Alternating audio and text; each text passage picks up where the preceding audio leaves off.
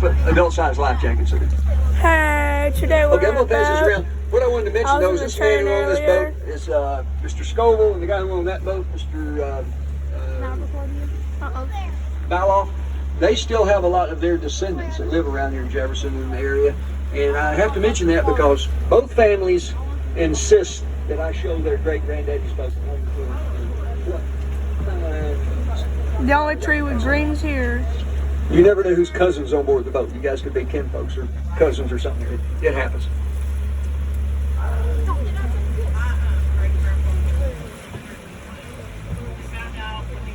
I took a picture.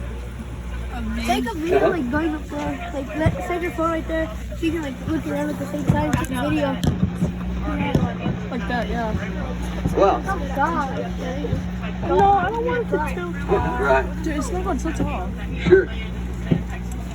That is right. It's also nice for taking care of it. I go back, I think, 5 generations, but not as many as that. That would be 6. Can you?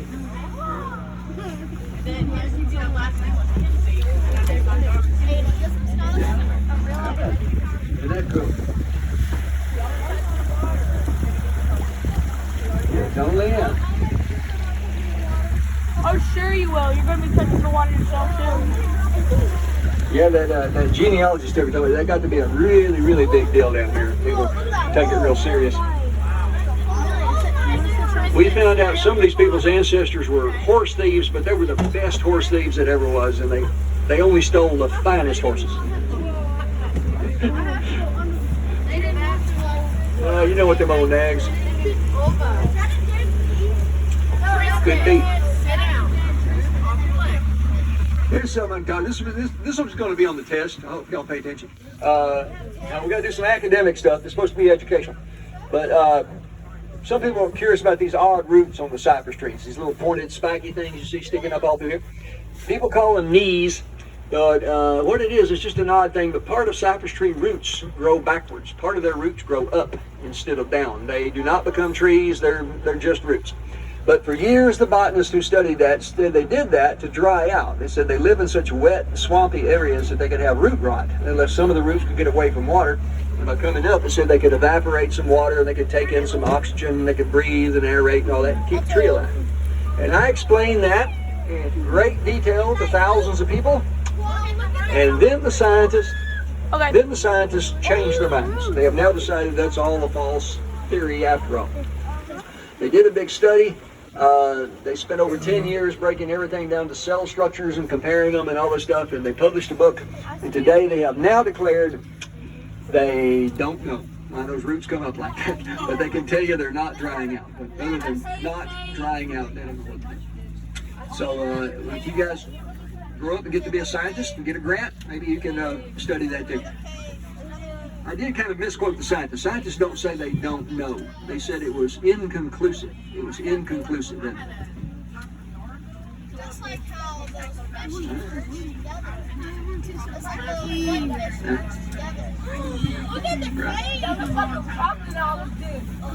So kids, remember, if you have a test question you don't know the answer to, put inconclusive and see if that works for you. Yes, sir. at the end, can we go, like, when we're coming back here, can we go fast? No, it won't go fast. This is not a fast boat. It just won't go fast. Yeah, that's what I was about to ask. I'm ready to go. Hey, Aiden. No, I'm not. I want to stay here. Don't do any work. What are you doing? I don't even get to see Tristan, we get back at 2:30. Hey, Phoenix. What is... Yes, sir. Wait, really? Hey, Miguel. What, that white thing?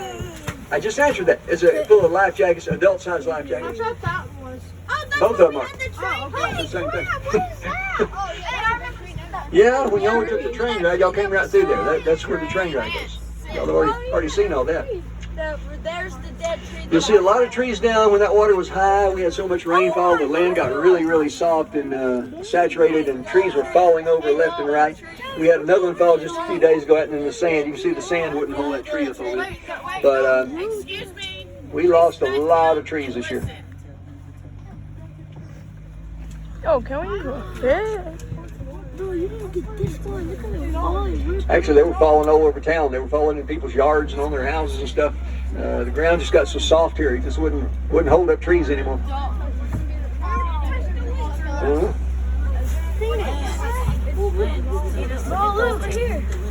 Milton right here. And up ahead of us, y'all came through that on the train ride, so y'all went through that guy's RV park up there, the man with the train, and that's part of his property. I don't know if he told you, but they have different events out there. They have motocross racing sometimes up here, and they have a Civil War reenactment, and they have a big hall for concerts and everything up there, and a bunch of different things happen. Sometimes it's just an RV park.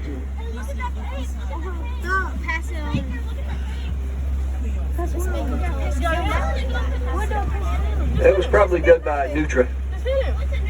Nutra is kind of like a little beaver, like bigger than a muskrat, smaller than a beaver, but they got tails like a rat. They dig holes in the riverbank. The Corps of Engineers confused the Nutra. The Nutra like to dig that hole right level with the water, and the Corps keeps raising and lowering the water. The Nutra don't know where the water level is going to be. They'll start a cave like that little hole, and then the water will move, and it'll be in the wrong place. Sometimes, when they get the hole dug all the way up in there, they'll live there. They do leave it, but they dig it up. If the water will stay where it's supposed to be, they'll live in it. Why are y'all hitting each other? That's what they're supposed to listen. That's what they're supposed to be. This is kind of hard to picture, but this area we all took the train right through here, on this end of it down here. In the old days of Jefferson, this was a big industrial part of town out here. There's all kind of businesses and stuff out here. Where his RV park is here was a big sawmill. And East Texas had lots of sawmills. Sawmills were all over the place. And as far as I know, they all ran the same. They ran off what they call the company store system. And y'all young people probably never heard of a company store. But a company store is where the boss owned everything, and you had to pay the boss to work for him. You had to rent your house from your boss, and you had to shop only at his store. He didn't pay you in money. He paid you in script or a credit line, and you had to spend that credit with him at his store, which meant the boss got all his money back by the end of the month. Sawmill is a place that makes lumber, makes boards. So that's how this one worked. There was one on the other side of town, and it lasted up till the 1950s. This one lasted till the 1930s. But the one that lasted till the 50s, I mention it because there are people living here right now today that remember that. They can tell you firsthand how life was living at a company store, sawmill, and all about it. And if you go in the coffee shops in the morning, some of them old men will tell you about it, whether you want to hear about it or not, but that happens. And I know that happens in Gilmer too. Probably at the Dairy Queen or the... Pass it down. Y'all got a little coffee shop up there. No, you have to pass it down, please. Uncle Joe's, that's right. I'd forgotten. Uncle Joe's, that's right. Yeah, you can learn a lot of stuff hanging out at Uncle Joe's, listening to them old men talk. It's a woman. It's a woman. Well, when I was a little kid your age, I liked to follow my grandpa around. Him and his old friends had a lot of neat old stories. They were kind of cowboy guys. But I'd follow them around, listen to them. Then as I got older, I still like to listen to them old men tell them stories. And guess what? Now I am one of them.